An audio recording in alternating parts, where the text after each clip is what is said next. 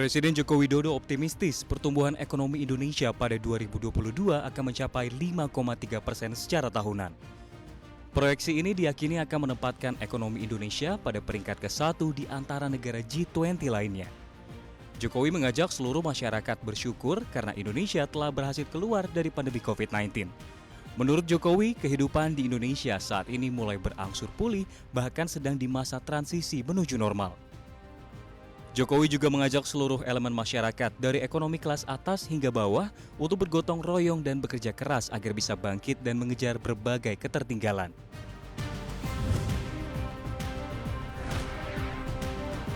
Patut waspada, harga beras terpantau masih melanjutkan tren naik hari ini. Harga beras premium maupun beras medium terpantau naik masing-masing Rp90 dan Rp20 per kilogram. Bahkan harga beras tahun ini sudah melampaui harga tertinggi tahun lalu.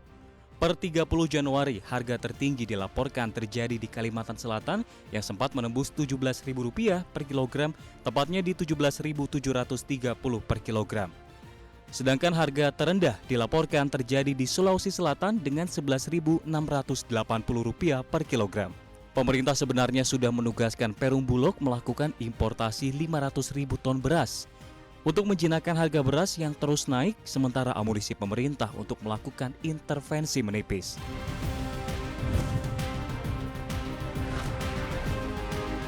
Produksi batubara Indonesia pada tahun 2022 mencapai 687 juta ton, atau naik 12.000 dari realisasi produksi tahun 2021 yang mencapai 614 juta ton.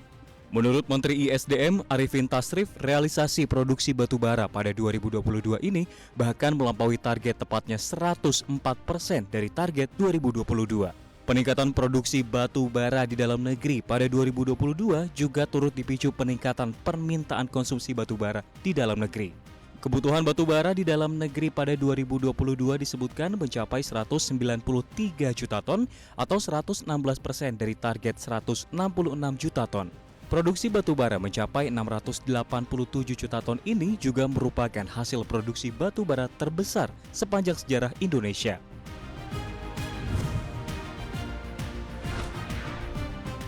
Setelah mem-PHK karyawan dan menutup layanan logistiknya, salah satu e-commerce terbesar di Indonesia, JD.id, mengumumkan akan menutup layanannya. Informasi ini terungkap dari pengumuman resmi saat membuka situs e-commerce tersebut. Dalam pengumuman itu tertera bahwa seluruh layanan JD.id akan secara efektif berhenti pada 31 Maret 2023. Sebelumnya JD.id melakukan pemutusan hubungan kerja 30% dari total karyawannya, sekitar 200 orang.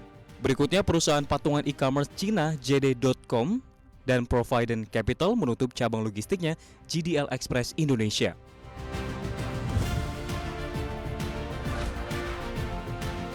Lampu kuning, Menteri Keuangan Amerika Serikat Janet Yellen memberikan peringatan terkait utang negara itu yang telah mencapai batasnya. Sang Menteri Keuangan memperingatkan akan adanya bahaya, bencana, dan kehancuran finansial alias resesi dan gagal bayar. Selain bagi Amerika Serikat, bencana keuangan itu akan berdampak pada ekonomi di seluruh dunia. Yellen sebelumnya telah meningkatkan kewaspadaan terhadap potensi gagal bayar pada awal bulan ini. Ia telah memberitahu Kongres Amerika Serikat bahwa Departemen Keuangan telah mulai menerapkan langkah-langkah darurat untuk mencegah negara mencapai batas utang nasional, yaitu 31,4 triliun dolar Amerika Serikat. Yellen bersama Gedung Putih juga masih melobi Kongres demi bisa menaikkan plafon utang. Namun Kongres yang dikuasai oposisi pemerintah dari Partai Republik telah memberikan sinyal untuk memangkas belanja daripada menaikkan batas uang.